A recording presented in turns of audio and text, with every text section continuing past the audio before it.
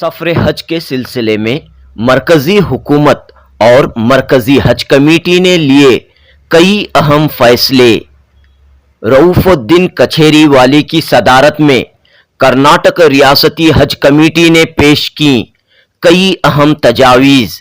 जी हाँ, हाल ही में मरकजी वजीर बराए अक़लियती उमूर स्मृति ईरानी की सदारत में तमाम रियासती हज कमेटियों के सुदूर और अफसरों के साथ नई दिल्ली में जायज़ा मीटिंग मुनक़द हुई। इस मीटिंग में कर्नाटक रियासती हज कमेटी के चेयरमैन रऊफुद्दीन कछेरीवाले और एग्जीक्यूटिव अफसर सरफराज खान ने शिरकत की। 12 नवंबर 2022 को हुई इस कुल हिंद मीटिंग की तफसीलात फराहम करने के लिए बेंगलुरु के हज भवन में प्रेस कॉन्फ्रेंस मुनक़द हुई। इस मौके पर हज कमेटी के चेयरमैन रऊफुद्दीन कछेरीवाले, हज कमेटी के अरकान मोइनुद्दीन, चांद पाशा, कबीर अहमद ने मीडिया से खिताब किया।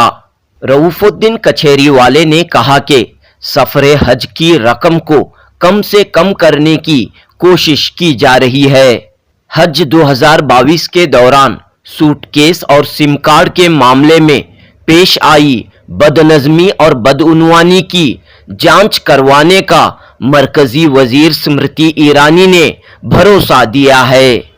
आइंदा साल से हज कमेटी की जानिब से सूटकेस न देने और हाजियों से रियाल की रकम न लेने पर गौर हो रहा है। आइंदा साल से आज़मीन हज के लिए ऑनलाइन वीज़ा शुरू करने की तजवीज़ पर भी इस मीटिंग में बात हुई है। रऊफुद्दीन कछेरीवाले ने कहा कि कर्नाटक के आज़मीन हज के लिए बेंगलुरु के अलावा हैदराबाद, मंगलूर और गोवा से रवानगी का निज़ाम दोबारा शुरू करने की मरकजी वजीर स्मृति ईरानी से दरख्वास्त की गई है। हज 2022 के दौरान पेश आई तकालीफ और मुश्किलात से भी मरकजी वजीर को वाकिफ करवाया गया। मरकजी वजीर ने हज के सिलसिले में तमाम मसाइल को हल करने का भरोसा दिया है। रऊफुद्दीन कछेरीवाले ने कहा कि अब सफ़रे हज 2023 की तैयारियां शुरू हो रही हैं। साल 2023 के हज फॉर्म्स का इसी माह के आखिरी हफ्ते में इजरा अमल में आएगा। पेश है जुनूबी न्यूज़ की रिपोर्ट। बिस्मिल्लाहिर्रहमानिर्रहीम।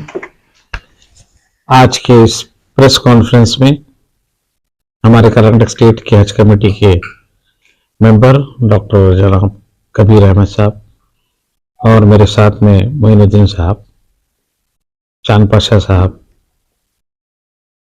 इस वजह से आज प्रेस कॉन्फ्रेंस बुलाई गई है कि 2022 का जो हज हुआ उसके बारे में डिटेल्स परसों 12 तारीख को हफ्ते के दिन दिल्ली में जो है हमारे सेंट्रल के मिनिस्टर श्रीमती स्मृति ईरानी जी पूरे स्टेट के हज कमेटी के चेयरमैन और ईओ को बुलाए थे। उसमें जो है हमारे कर्नाटक स्टेट से मैं और मेरे ईओ जनाब सरफराज खान साहब इस मीटिंग में हाजिर आए। अल्हम्दुलिल्लाह बहुत अच्छे पैमाने पे वो मीटिंग हुई, क्योंकि इससे पहले जनाब मुख्तार अब्बास नकवी साहब जब मंत्री थे उस समय इस हज 2022 का आगाज हुआ था और हज के जितने भी लोग गए थे 2022 के मुख्तार अब्बास नकवी साहब के सदारत में गए थे। तो उस समय जो चीजें हुए और कोविड की जो महामारी थी, सऊदी हुकूमत का जो टारगेट था और शॉर्ट टाइम में हमें वीजा देना, तमाम चीजें बहुत ही कठिन थे। उसके बारे में जो है हमें उस मीटिंग में बात करने का मौका मिला। सबसे पहले मैं हमारे मिनिस्टर स्मृति ईरानी जी को बहुत मुबारकबाद देता हूं कि वो मंत्रालय हमारे माइनॉरिटी वेलफेयर और हज वफ का संभाले, और उनको मैं कर्नाटक स्टेट हज कमेटी की तरफ से बहुत मुबारकबाद देता हूं। उस मीटिंग में ये तय पाया कि जो 2022 में हज को गए हिंदुस्तान से, एक तो टारगेट कब मिला और दूसरा अरेंजमेंट्स का, इस चीजों पे बहुत ज्यादा गौर किया गया। तो हमने हमारे कर्नाटक स्टेट का जो मसले मसाइल थे उसको हम उनके सामने रखे और मैडम जी ने बहुत अच्छा हमें रेस्पॉन्स दिया और उस मीटिंग में भी हमें 2-3 बार बात करने का मौका दिया और हमारी 2-3 बार बात हमारे जनाब EO executive officer Sarfaraz Khan साहब बोले, उनकी बात को भी उन्होंने रिप्लाई में दिया है वहीं पे। एक तो हमने बताया कि सबसे पहले हमारा जो यहाँ से जो फ्लाइट जाने वाले जो एयरपोर्ट पॉइंट्स है उसमें एक तो बेंगलुरु था, दूसरा मंगलुरु, हैदराबाद और गोवा। अब के सिर्फ बेंगलुरु से गए थे, तो हमने और 3 जगह बढ़ाने के लिए उनको बताया, जैसा कि मंगलुरु, गोवा और हैदराबाद। उस बात को भी उन्होंने मुतमईन लिया है कि आइंदा आने वाले हाजी आपके इन तीनों जगह से भी जाएंगे। दूसरी बात, जो एयरक्राफ्ट का, जो यहाँ से सऊदी एयरलाइंस जो हमारे हाजियों को लेके गए थे, वो बहुत बड़ा मसला आया था, क्योंकि हर दिन 2 फ्लाइट 3 फ्लाइट उन्होंने किया था। तो उनमें भी उन्होंने चेंज करने के लिए बताया कि हर दिन आप 1 फ्लाइट दीजिए, लगभग 250 से 300 पैसेंजर तक के लोगों की सहूलत देना है, क्योंकि इतने लोग का अरेंजमेंट करना और बहुत कठिन काम हो जाता। तो उन्होंने भी इस बात को कबूल किया है और उन्होंने बताया है कि आइंदा आने वाले दिन में हम लोग फ्लाइट्स के लिए भी आपको शेड्यूल चेंज करके देंगे और आप जो स्टेट वाले बताएंगे उस टाइम में हम आपका टाइम टेबल के हिसाब से शेड्यूल देंगे। तीसरी बात ये रही कि उन्होंने जो वीजा जो सऊदी का जो वीजा आता है बॉम्बे से वीजा जो है हमारे पासपोर्ट जाता है, वहां से वेरिफिकेशन होके आता है।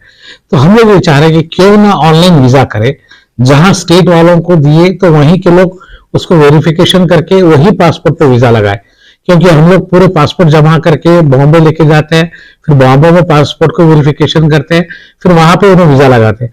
क्यों, जबकि आप ऑनलाइन इतना काम कर रहे हैं तो ऑनलाइन वीजा भी दे दीजिए हम स्टेट वालों को कि हम लोग खुद वीजा लगा सके।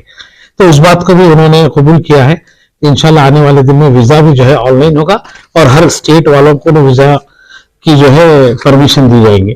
तीसरा सबसे बड़ा मसला ये जो आया था ब्रीफकेस का, जो हमारे हाजियों को उन्होंने ब्रीफकेस दिया था, सूटकेस, वो सूटकेस में एक तो हमारे तमाम मेंबर्स, जनाब चांद पाशा साहब, मोइन भाई, कबीर भाई और भी हमारे जितने दूसरे मेंबर्स हैं, काफी इसके पीछे काम करना पड़ा, क्योंकि सूटकेस उन्होंने दिए थे कि एक किसी प्राइवेट एजेंसी वाले को। उन्होंने हमारे स्टेट हाजी के, हर डिस्ट्रिक्ट के हाजी का लिस्ट उनके पास, उन्होंने कभी बागलकोट जाता है तो कभी बीजापुर, कभी बैंगलोर, कभी मैसूर, गुलबर्गा, रायचूर।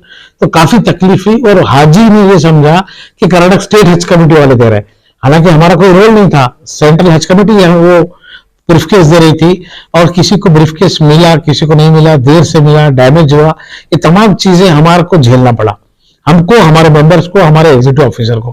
क्योंकि आधी रात को कभी गाड़ी आती थी, हाजी लोग फोन करते थे, फिर उसके बाद जो है उनको ब्रीफकेस पहुंचाना था। ये भी हमने मसला बताया कि सूटकेस के बारे में। तो खास बात ये रही कि सूटकेस का उन्होंने अगले बार से बैन किया है और उस सूटकेस जो एजेंसी वाला सप्लाई किया है उस पर इंक्वायरी बिठाई है उन्होंने। हमने उस पर इंक्वायरी करवाएंगे और जो सूटकेस वाला टाइम टेबल पे नहीं दिया उसके पर हमने कानूनी जो भी कार्रवाई होती है वो कार्रवाई करेंगे, ये भी बात बताई। और उसके साथ साथ सिम कार्ड का मसला, जो हमारे हाजी को सिम कार्ड दिया जाता था, जो जैन के नाम से सऊदी अरब का सिम कार्ड जो रोमिंग में यूज होता, वो सिम कार्ड भी यूज नहीं हुआ है। काफी हमारे हाजी लोग जो कर्नाटक के गए यहाँ का सिम यूज किए, इंटरनेशनल रोमिंग लेकर के, उससे बात हो रही थी, जबकि वो जो सिम कार्ड दिए सिम कार्ड यूज नहीं हुआ और सिम कार्ड जो है काफी लोगों को नंबर देने में तकलीफ हो गई, नंबर लेने में तकलीफ हो गई, काफी प्रॉब्लम है। उसके बारे में भी मैडम ने बिल्कुल एक्शन लेने के लिए बताया कि मेरे हाजी के सिम कार्ड गए कहाँ। तो उसके ऊपर भी मैडम ने बहुत कठिन उन्होंने फैसला लिया है कि उसके बारे में मैं इंक्वायरी करवाऊंगी। आइंदा से आपके स्टेट के ही आपका ही सिम कार्ड चलेगा, आप लोग ही उसके बारे में रोमिंग, हम यहीं से ट्रेनिंग नहीं, हम बता देंगे कि आपका मोबाइल नंबर को जाने से पहले कैसे रोमिंग आपको करना है, उसी आपके नंबर पे रोमिंग करवा के आपको जो है जाने देने की सहूलत करेंगे। उसके साथ साथ जो अजीजिया में रखने का काम हो रहा था या और कोई बिल्डिंग में, तो उन्होंने ये बताया कि भाई अब तक वो सेंट्रल हज कमेटी के मेंबर्स, चेयरमैन जा करके अरेंजमेंट्स देखते थे, लेकिन आने वाले दिन में हर स्टेट का रिप्रेजेंटेटिव रहेगा। आपके स्टेट कर्नाटक के हाजी जाएंगे तो उनको किस बिल्डिंग में रुकाएंगे और कैसे रुकाएंगे, उसकी पूरी जानकारी आपको रहेंगी और आप खुद देखेंगे। और उसके साथ साथ फूड के लिए, खाने के लिए, अब कर्नाटक के लोग हैं, कर्नाटक के लोग को किसी और स्टेट का खाना मिलता है, खा नहीं पा सकते, तो उसके साथ साथ खाने के भी लिए उन्होंने अरेंजमेंट करने के लिए बताया कि आपके स्टेट से आप खुद जाइए, आप अपने हिसाब से कहाँ रखना है, किधर रखना है, कौन से बिल्डिंग में चॉइस करना है, हम आपको पूरा परमिशन देंगे और आप अपने परमिशन के हिसाब से रहने का उनको अरेंजमेंट करवाना। उसके साथ साथ आपके फूड के लिए भी आप अलग से आप उनको अरेंजमेंट करवा सकते हैं। उसकी भी उन्होंने हमें आने वाले दिन में हज में इंशाल्लाह सहूलत उन्होंने दी है। और उसके साथ साथ जो मनी एक्सचेंज की बात होती थी, जो सऊदी के रियाल हमें दिए जाते थे हाजी को, तो वो रियाल के बारे में भी हमने बताया कि आपके सऊदी के जो भी यहाँ पे जो रियाल है वो हमारे को 2100 देता है। तो 2100 तो शुरू से उन्होंने 10 साल से 2100 रियाल ही दे रहा है। तो आपके जो है उन्होंने रियाल ना ही हम हज कमेटी की तरफ से कोई बैंक को रिप्रेजेंटेटिव करके देने लगाएंगे, वो जो दे रहा है वो देने नहीं लगाएंगे। आप खुद हाजी अपने बैंक से अपने पास से कितना रियाल लेके जाना है लेके जा सकते हैं। तो पहले होता था कि भाई सेंट्रल हज कमेटी एक किसी बैंक को अपॉइंट करके ये बैंक वाले आ रहे हैं उनके पास से आप रियाल लेना है, और हम भी जो आपके हमारा पैसा लेके हमारे को ही उन्होंने रियाल में देते थे, और उनके पास से क्यों लेना है, आप अपने नेशनल बैंक से किसी बैंक से ले सकते हैं। तो रियाल के बारे में भी काफी प्रॉब्लम हो रहा था। अब के आने वाले दिन में रियाल के लिए भी खुद हाजी अपने बैंक से सऊदी रियाल लेके जा सकता है, जितना उन पैसा लेके जाना है उतना लेके जा सकता है, उसमें भी उन्होंने छूट दी है। और हमने बोला है कि कर्नाटक के अंदर अल्हम्दुलिल्लाह ये जो बेंगलुरु का जो हज भवन है, उस हज भवन के अंदर काफी डेवलपमेंट्स के काम बाकी है। ग्रांट के लिए हमने पूछा है सेंट्रल गवर्नमेंट से, वो भी ग्रांट देने की बात की है। और आने वाले दिन में शायद इंशाल्लाह आने वाले दिन में एक ऑल इंडिया हमारे हज कमेटी के चेयरमैन एग्जीक्यूटिव ऑफिसर्स का बैंगलोर हज भवन में कुछ कॉन्फ्रेंस होने की कोशिश हो रही है, जिसमें मैडम स्मृति ईरानी जी और हमारे कर्नाटक स्टेट के सीएम आने के चांसेस हैं उस कार्यक्रम पे। और यहाँ पे एक हम लोग पूरे स्टेट का जो हमारा जो हज भवन है, ये हज भवन आप मैडम की ख्वाहिश रही, क्योंकि जब हम मैडम को प्रेजेंटेशन दिए हमारे हज भवन का एक मोमेंट हो तो देख करके बहुत खुशी हुई। उन्होंने बताया कि नेचुरल ये हज भवन है, मतलब कर्नाटक का इसी तरह हज भवन है, तो क्यों ना एक बार पूरे स्टेट के हज के चेयरमैन को एग्जीक्यूटिव ऑफिसर को बुलाए और आपके हज भवन का एक उदाहरण दे, क्योंकि हर स्टेट में कर्नाटक के वैसा हज भवन बने। तो इंशाल्लाह आने वाले दिन में कॉन्फ्रेंस या कोई मीटिंग यहाँ पे हमारे हज भवन में होने के चांसेस है, जिसमें स्मृति ईरानी जी खुद लीड लेंगे, 2 दिन का रहेगा। तो हज भवन की भी हमारी काफी उन्होंने तारीफ की है, बहुत मुबारकबाद दी है। उसके साथ साथ हमें भी और हमारे कर्नाटक स्टेट की हज कमेटी को मुबारकबाद दी है कि हमें इत्तला मिली कि आपके हज में काफी लोग मेहनत करते हैं, काफी वॉलंटियर्स काम करते हैं, और बहुत अच्छे आप लोग के ऑपरेट किए हैं कर्नाटक के हाजियों को। और हमारे कर्नाटक स्टेट के हमारे पूरे हज कमेटी के एग्जीक्यूटिव ऑफिसर को, चेयरमैन को, मेंबर्स को, सभी को मैडम की मुबारकबादी हमें मिली है, हम उनका शुक्रिया अदा करते हैं। और एक था कि वैक्सीनेशन का, जो वैक्सीनेशन जो हमारे पास दिए नो अपने खुद के डॉक्टर्स को अपॉइंट करा के, उसके बारे में भी हमारे सरफराज खान साहब बताए कि आप हर स्टेट वालों को दे दीजिए, वहां का medical education, health and family welfare उसको सब काम करके देता है। तो वो भी उन्होंने हटा दिया है। और इसके साथ साथ जो है अब आने वाले दिन में इंशाल्लाह 2023 का हज होगा, उसका एप्लीकेशन फॉर्म कुछ दिन में इस महीने के आखिरी वीक में इंशाल्लाह लॉन्च होगा। और उस एप्लीकेशन फॉर्म हम कर्नाटक स्टेट के हज कमेटी के तमाम मेंबर सब लोग मिल करके इंशाल्लाह उस एप्लीकेशन फॉर्म में बैंक्वेट हॉल में रखेंगे। सीएम साहब को बुलाने की कोशिश हो रही है, और हमारे मैडम शशिकला जोली जी भी काफी सपोर्ट कर रहा है कि वो भी एक काम हो रहा है, इंशाल्लाह वो भी होगा। और एक खादिमुल हुज्जाज, पूरे स्टेट के लोगों का ये बहुत बड़ा प्रॉब्लम था कि खादिमुल हुज्जाज का, तो खादिमुल हुज्जाज जो जाते 2 बार गए 3 बार गए वही हज को जा रहे हैं और वही रिपीट कर रहे हैं। स्टेट भी उनको रिकमेंड कर रहा है, सेंट्रल गवर्नमेंट भी एक्सेप्ट कर रही, और ये चाह रहे हैं कि हर स्टेट वाले गवर्नमेंट सर्वेंट को छोड़ के कोई एनजीओ वालों को भी आप खादिमुल हुज्जाज की ओर भेजाएं। इस बात पे मैडम भी जो है मैं मशवरा करके बोलती हूँ, बोले सेंट्रल मिनिस्टर, क्योंकि जो है गवर्नमेंट सर्वेंट को भिजाते हैं और जो हज करके आए उसी को भिजाते हैं। एक तो हमने बोला है कि फ्रेश हम ट्रेनिंग देंगे उनको, जो ट्रेनिंग हाजी को दिया जाती है, एक्सपर्ट लोग उन ट्रेनिंग में उनको खादिमुल हुज्जाज को हम अटेंड कराएंगे, वो ट्रेनिंग लेंगे, फ्रेश रहते क्यों नहीं, उन लोगों को आप चांस दीजिए खादिम हुज्जाज के लिए जाने के लिए। दूसरा, एनजीओ वाले, किसी नॉन गवर्नमेंट ऑर्गेनाइजेशन वाले होता है, उनको भी आप चांस दीजिए। तो ये इसके ऊपर गौर करते बोल के मैडम ने बताया कि गवर्नमेंट सर्वेंट ही जाते थे, अब गवर्नमेंट सर्वेंट छोड़ करके एनजीओ वाले जिसे ट्रेनिंग दी जाएगी वैसे लोगों को भी शायद कोशिश कर रहे हैं कि हम लोग रिकमेंड किए हैं। और भी दूसरे स्टेट हज कमेटी वाले, जैसा कि गुजरात वाले, महाराष्ट्र वाले, आंध्रा, तेलंगाना, ये तमाम स्टेट के लोग भी इस बात पे रिकमेंडेशन किए, मैडम के सामने मशवरा रखें कि भाई आप गवर्नमेंट सर्वेंट को छोड़ करके किसी एनजीओ वालों को और फ्रेश लोगों को खादिम हुज्जाज के लिए भेजाइए। इंशाल्लाह आने वाले दिन में मैडम वो भी मैं डिसीजन लेके करूंगी बोल के बोले। इसके साथ साथ हमारे कर्नाटक स्टेट हज कमेटी में काफी अच्छा जो है डेवलपमेंट्स का काम हो रहा है। हम हमारे पूरे मेंबर्स, हमारे एग्जीक्यूटिव ऑफिसर इंक्लूडिंग स्टाफ मिल करके इस बिल्डिंग को जो है हम लोग कॉन्फ्रेंस के लिए, बड़े प्रोग्राम्स के लिए हम लोग बिल्डिंग मूवमेंट में ला रहे हैं। इस बिल्डिंग काम में आ रही है, हमें एसेट बना है, एक इनकम एसेट हो रहा है। और आने वाले दिन में हमें यहाँ का ऑडिटोरियम हॉल रेडी कर रहा है, वो भी हम किसी कॉन्फ्रेंस के लिए, किसी फंक्शंस के लिए हम लोग रेंट पे देने की कोशिश कर रहे हैं। और भी जो हमारा मस्जिद का हॉल है वो भी हम लोग रेंट पे दे रहे हैं। नीचे का जो हमारा एयर कंडीशन का जो हॉल है वो भी किसी कॉन्फ्रेंस के लिए दे रहा है, रूम दे रहा है। तो काफी लोग यहाँ पे इस्लामिक कल्चर वाले या एनजीओ वाले वो लोग आकर के इस बिल्डिंग को यूज कर रहे हैं और बिल्डिंग यूज हो रही है। देखिए हम लोग रेट अलग अलग रखे हैं। जैसा कि रूम है, रूम का पर रूम का रेट हम 3000 डिसाइड किए हैं। उसके साथ साथ हमारे पास जो मस्जिद का हॉल है उसका 50,000 रुपीज हमने रखा है। नीचे जो हमारा एक जो हॉल है 600 कैपेसिटी का जो बैठने का, उसको 35,000 रुपये रखे हैं। तो इस तरह से हम लोग रेंट पे दे रहे हैं कि लोग अपने जो भी गैदरिंग फंक्शंस, ज्यादातर तो Islamic culture programme, Islamic programme ही हो रहा है। अभी लास्ट टाइम में जो है हमारे अशरफी साहब का कॉन्फ्रेंस 2 दिन का रहा और उसके बाद एनजीओ वाले उनका 1-2 दिन का कॉन्फ्रेंस रहा, वो लोग भी हमारी बिल्डिंग यूज किए। अभी आने वाले दिन में शायद जनवरी 21 या 22 को जमात इस्लामी हिंद वालों का एक बहुत बड़ा 2 दिन का यहाँ कॉन्फ्रेंस होने जा रहा है। अल्हम्दुलिल्लाह हम उनको भी दिए हैं और भी दूसरे लोग भी हमें पूछ रहे हैं कि भाई हमारे फंक्शंस कॉन्फ्रेंस के लिए, तो अल्हम्दुलिल्लाह और ये हमारा हॉल रेडी हो जाएगा 1 महीने भर के अंदर, वो भी इस्तेमाल में आएगा। और इस साल जो 2023 के जो हज को जाने वाले हैं उनका भी एप्लीकेशन फॉर्म इंशाल्लाह इस मंथ की लास्ट वीक में स्टार्ट होगा और पूरे हम लोग तैयार हैं। और उसके साथ साथ रेट भी कुछ कम होने के चांसेस है।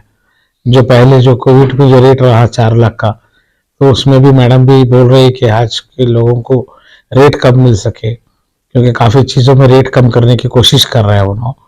और दूसरी बात, वहाँ पे सऊदी अरब में हमारे हाजियों को अच्छी से अच्छी फैसिलिटी मिले, ये मैडम की कोशिश है।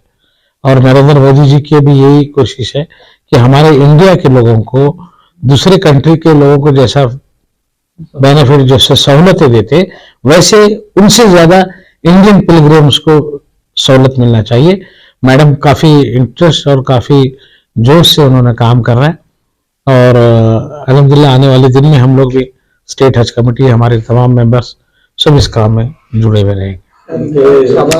महीने के आखिर में जो है एक तो फॉर्म रिलीज होंगे और पूरा वगैरह कब होगा, इसका क्या विषय? पहले एप्लीकेशन फॉर्म होगा, फिर उसके बाद हमारा जो टारगेट है टारगेट दिया जाएगा, टारगेट के बाद फिर खुरा होगा। क्या है सर, इस बार कोटा का कुछ ऐलान हुआ है? हमने बोला है कोटे को बढ़ाने के लिए, तो अभी कोटे का कोई अनाउंसमेंट नहीं हुआ है, जैसे होगा वो इत्तेला में करेंगे।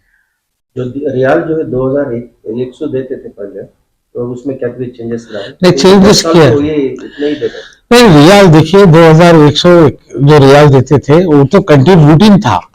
तो अभी क्या है, वो रियाल मुझे जहां तक ख्याल है, अभी मैडम जो बोल रहे थे, हम लोग रियाल देने नहीं लगाएंगे, आपको बैंक बता देंगे आप कितने रियाल लेके जाना है लेके जाइए, उसी रियाल के पैसे आपका जो अमाउंट भर रहा है उस पर रिडक्शन कर देंगे।